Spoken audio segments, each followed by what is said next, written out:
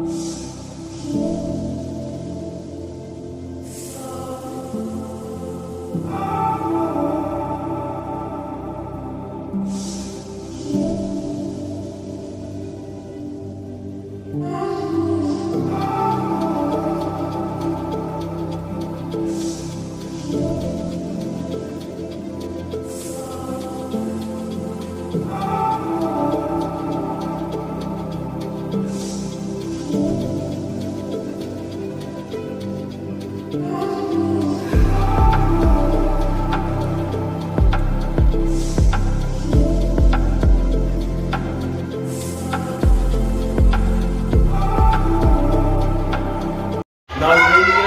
उस मकाम पर आ गए हैं जहाँ पर कामरान शहजादा जो था बाबर का, वो यहाँ पर बैठकर फैसले किया करता था।